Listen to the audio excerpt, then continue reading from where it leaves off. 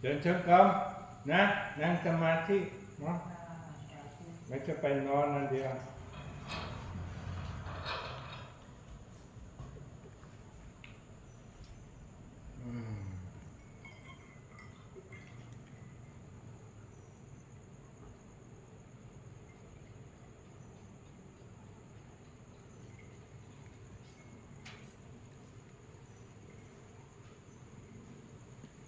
So we come here to practice, so use the time. Yeah.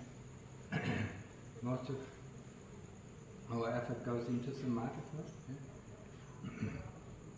Be with the Buddha or be with the breath until you know all the thoughts and all the memories stop.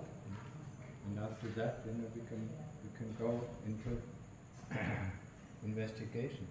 And what do we investigate? We investigate this body. The body that is born, the body that dies, the body that gets old, and the body that gets sick. Everybody goes through these cycles. Once we are born, we go through these cycles until death. And then comes the next life, and then the next life, and the next life. And we are here, and we have the opportunity to end this, to end samsara, to end the cycle of birth and death. Or, in other words, also to end dukkha.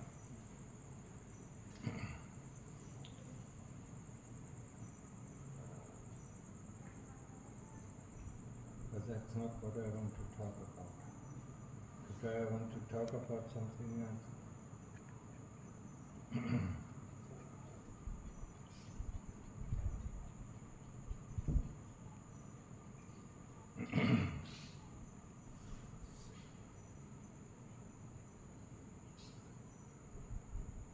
Recently I was in Bangkok, or before that in Chiang Mai, and I do hear the monks and the lay people talk about this monastery, and they say, the style is very much the same as the style of Wat Pha Bangkok, and some of the lay people or the monks say, even the teaching that is here or that I give is very similar to Luang Por Mahaprabhu's teaching. And that is what I tried when I created this temple, to make it as much or as similar as possible to the style of Wat Pha Bangkok, like Luang Por Mahaprabhu had his own monastery. And also including the teaching. I spent 15 years with Luang Por Mahaprabhu, so I do know a little bit about his teaching. I practiced under him for quite a while, and so I tried with putting a lot of effort in it to make this monastery very similar to the monastery of Bangkok when it was still under Luang Por Mahaprabhu. Now it has changed a bit, quite a bit, and also the teaching. But I'm not sure if I can continue with this. Seems to be not possible anymore. How did I come to Bangkok? I still remember, it was in August 1990, just after a very nice retreat, meditation retreat with my first meditation teacher. I suddenly knew after this retreat that this is the end, that I have to go into homelessness, that I want to pursue the path of practice and not the path of working. It took me about half a year. I left my job, I left all my belongings behind me, had everything what I needed in my backpack, and went to England. In a meditation center,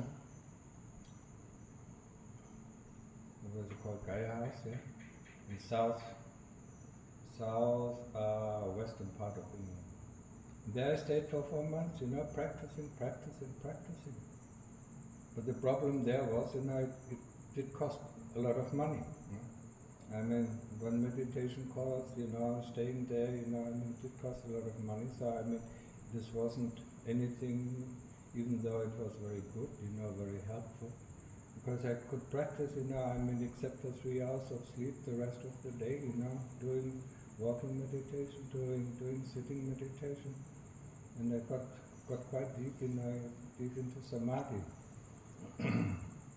But I couldn't sustain this kind of life, so I was thinking about another opportunity or possibility, and then my first teacher suggested, to go to one of the monasteries in England, Ajahn Sumedho's monastery, so I went to Chittos, stayed there for a while. But the problem was there was not really teaching, there was not, not to my liking, the teaching was not to my liking, not to my satisfaction. And most of the time they didn't even practice, they worked, and hardly practiced. And if that, if we had morning and evening chanting, and there was a little bit meditation session, all the monks, fall asleep, Some of them even fell over while doing meditation. So this wasn't the place for me. Even though, because of, they had a working day from what was it, 8 o'clock or 9 o'clock till 5 o'clock, with a little rest, midday rest, This wasn't, I could still keep up my meditation, but this wasn't the thing that I was looking for. I went to most of the monasteries in England, I spent a long time, in Chittos, and a long time in Hana, and, a few months, in Amaravati, And it's always the same, so after 1 year I decided, okay, that's not it. And then, then I decided, okay, somebody, a teacher, from Germany, came and invited me to her house. That was even worse, we just worked all day. We had to provide for all her meditation courses, and we didn't even have time, to meditate or practice on our own. And then I decided, okay, that is also not. And also the teaching, even though the teaching was much better than everything that I had before, but it didn't satisfy. It didn't satisfy me. They couldn't answer me the question how to overcome greed and hatred. And that is what I, felt most, and that I knew I had to overcome it. I just couldn't let it go, just like everybody told me, just let it go, don't dive into it. But it still came up, so I said, that is not the way, that's not the way. I knew from one of the meditation teachers that I met in Gaia House, the first time, she gave me a book of Linga Mahabor, straight from the heart, So I read it and I knew, okay, that's where I have to go. He knows the truth. But it was in Thailand, and that's why I looked, in England and in Germany, for a place, maybe the Dhamma is also there. But I couldn't find the real Dhamma, in Europe. So finally I had to go to Wat Papangat. So I went there to Wat Papangat. When I came in, the monastery was empty. Nobody there.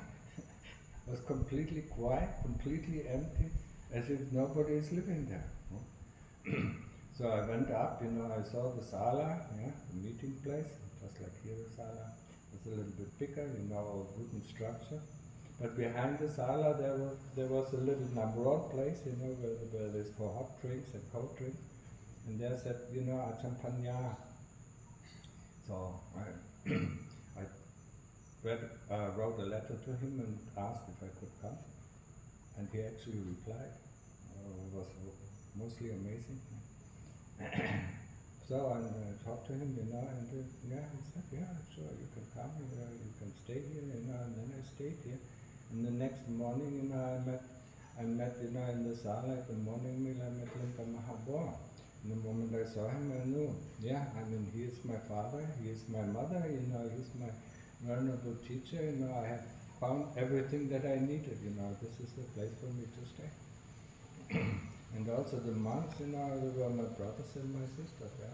I felt completely felt completely, at home.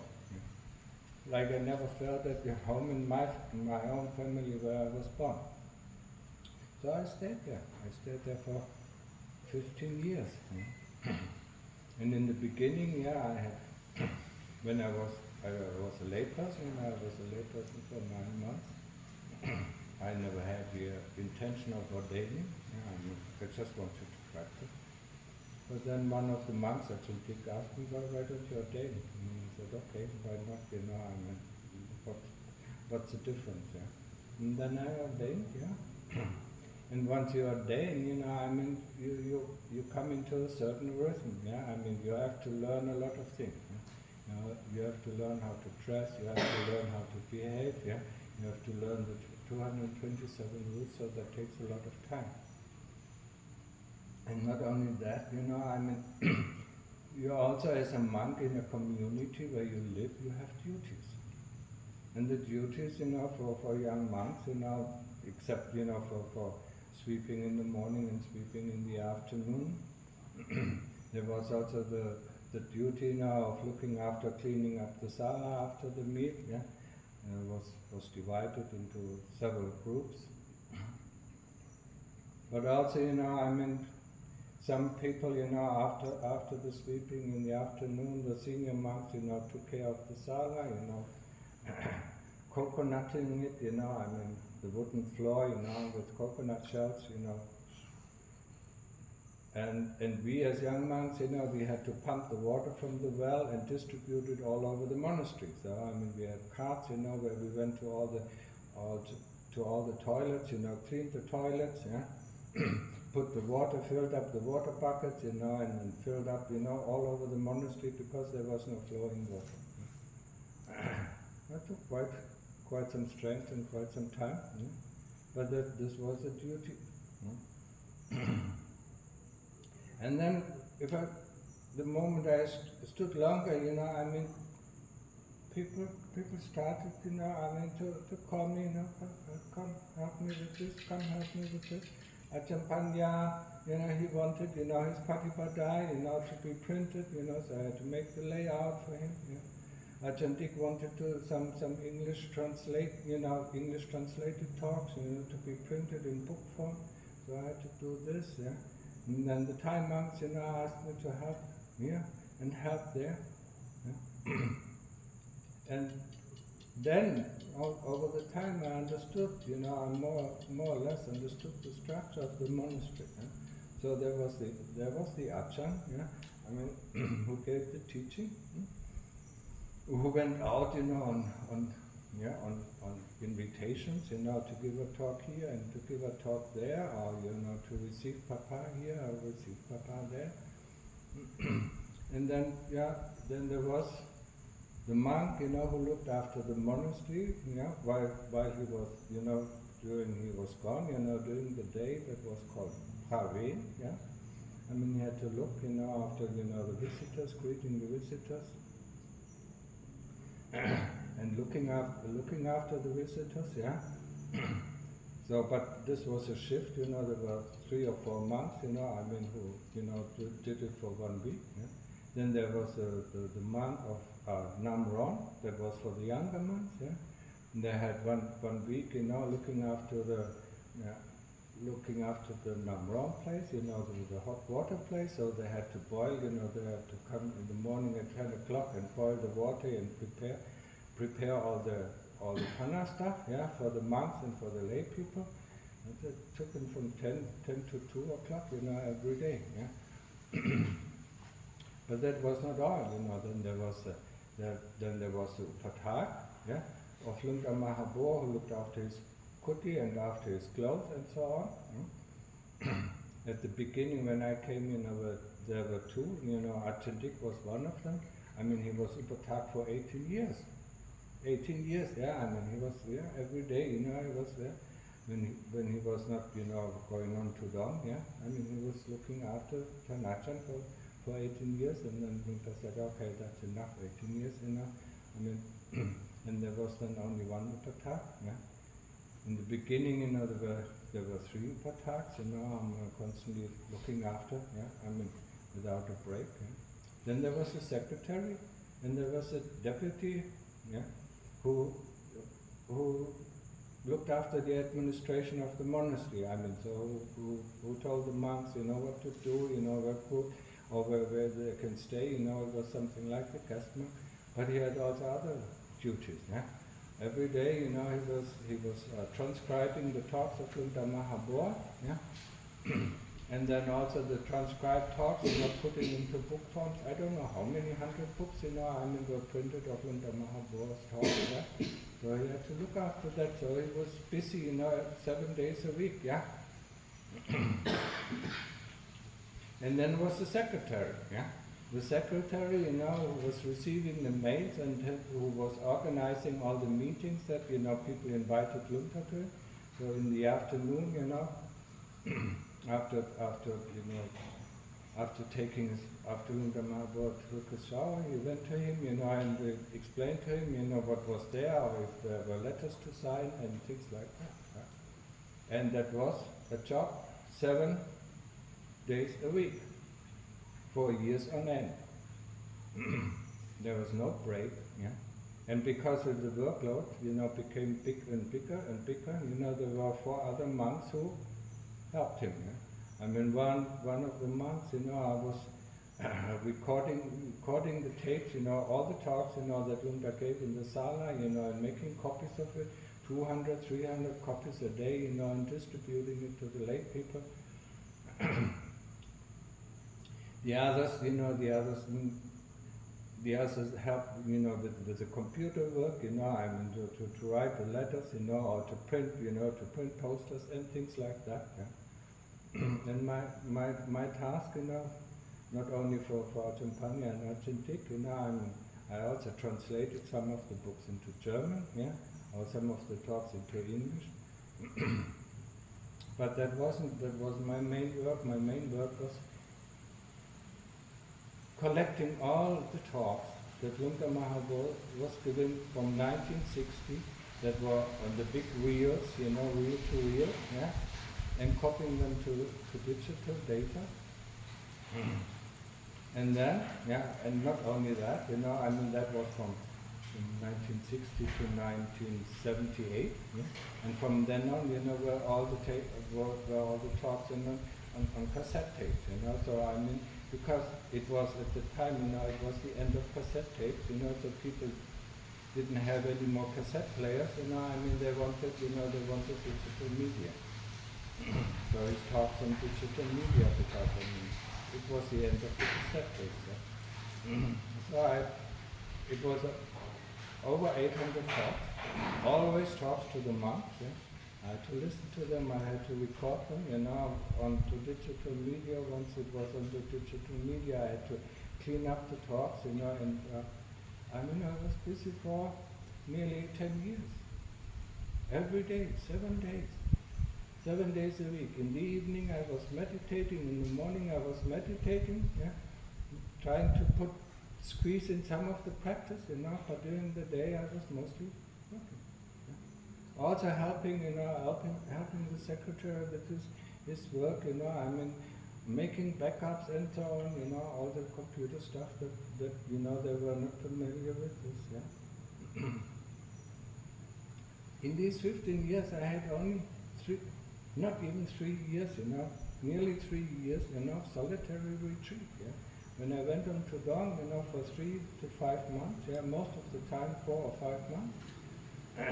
But sometimes, when it was very busy, only 3 months. Yeah? In these 15 years, yeah, solitary retreat. But I never complained. Never said, I came here to practice. Just like the monks here do. I came here to practice. I'm not here to help. Yeah? I'm not here, to do some work. Yeah? Mm-hmm. That is the problem. Yeah? And then after that, I still was, when I was finished with the audio tapes, I had to do all the video tapes, yeah. The recordings, at all these places where Lunda Mahabor went, that went on the video tapes. Yeah? So I was busy all the time. But I never neglected my practice. I always practiced.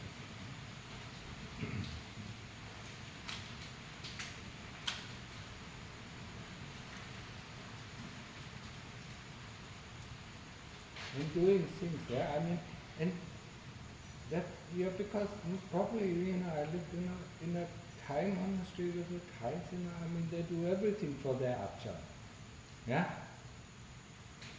And here they only complain, this I don't like, that I don't like, this is not comfortable, that is not comfortable. I never heard that, in Wat Papantat in the 15 years I was there. Never heard that, yeah?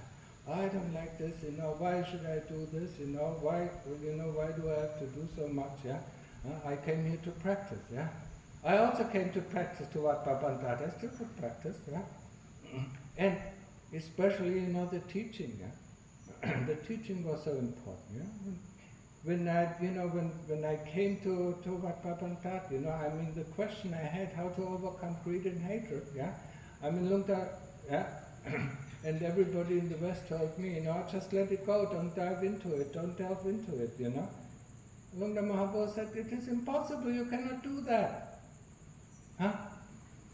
Tell an aunt that is, at the top of the ceiling, to go to the floor, and tell her, let go, and it instantly goes to the floor, yeah? But this aunt doesn't know the command, let go. The aunt only knows putting one leg in front of the other, yeah? So it goes along the ceiling, goes down, at one of the columns, until it hits the floor. Yeah? And when Lungta Mahaprabhu explained that, I understood it. Yeah? Yeah. So the practice is like what I said, I don't know if I said it to you. The practice of is pichana investigation of the body. Yeah? That's how you overcome greed and hate. And he explained it so often. The investigation of the body, inside, outside. First, getting the chitta out from the body, and looking at the body, yeah? And then, overcoming the likes and the dislikes that are inherent with the body. Yeah? Because everything that we like, everything that we dislike is in connection with the body. There's nothing to do with the other thing. Yeah? Feelings that come from the body, the body itself, yeah? The senses of the body, I mean, it's all with likes and dislikes. Yeah? So if you overcome the body, if you investigate the body thoroughly, and see, where likes and dislikes are coming from, then you can overcome greed and hatred. That is the only way. Yeah? And that's what he said, that's what he teach. And the moment he said it, I understood it, I mean, it was so clear. Yes, that's the way. And that's the way of the Lord Buddha, the Lord Buddha teaches the same thing. Yeah? Investigation of the body, investigation of the 5 khandhas. Yeah? And the first khandha that is so obvious, is the khandha of the Buddha, of the body. Yeah? Including the bodily feelings, of course. Yeah? So.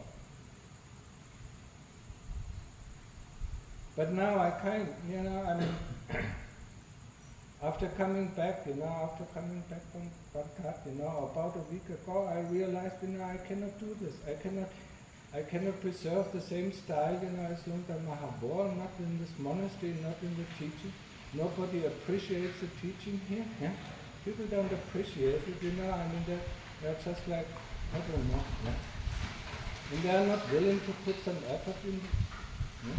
Some effort, to maintain the monastery. Yeah? So, a week ago I realized, I mean, I fulfilled all my karmic obligations. I don't have to teach anymore, and I don't have to stay here. Yeah? I built up this monastery. I renovated the monastery, built up to a very nice place. Yeah? But now it's time for me to leave. Yeah? I've done my share. If people don't appreciate it constantly, disrespectfully, I mean, towards me, I mean, I don't have to take it anymore. Before I had to take it because it was my karma. Yeah? But now I know the karma is over, I don't have to take it anymore. Yeah? I don't have to teach anymore because if people don't appreciate it, I don't have to teach anymore. Yeah? And I don't have to be in this place. Yeah? So I'm looking for another place where I can stay by myself and just practice. Yeah?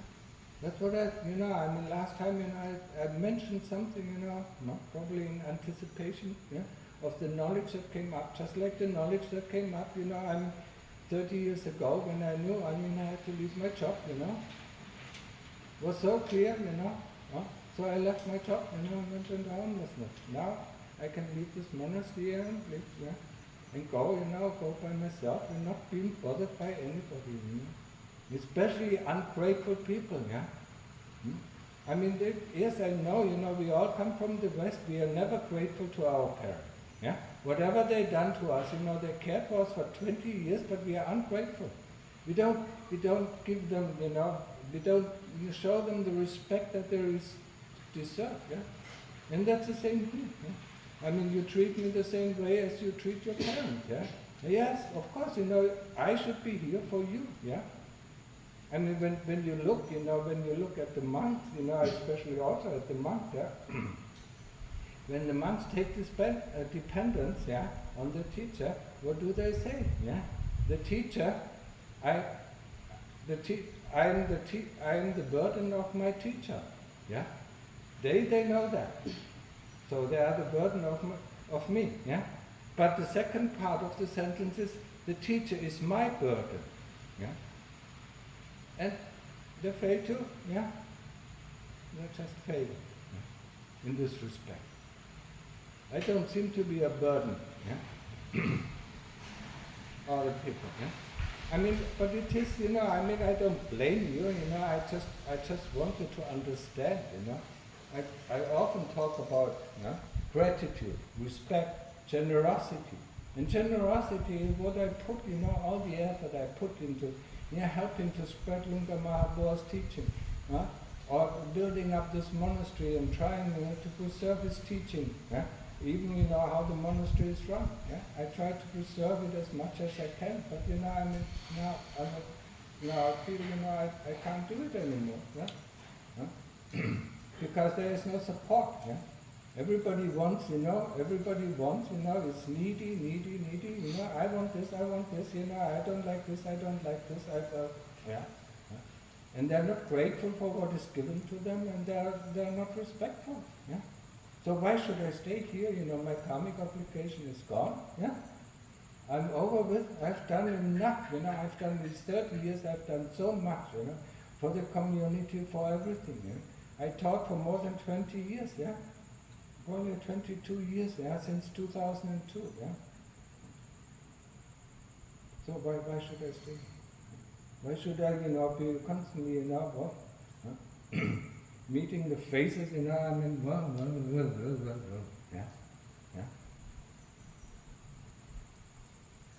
Okay, that's all what I wanted to say,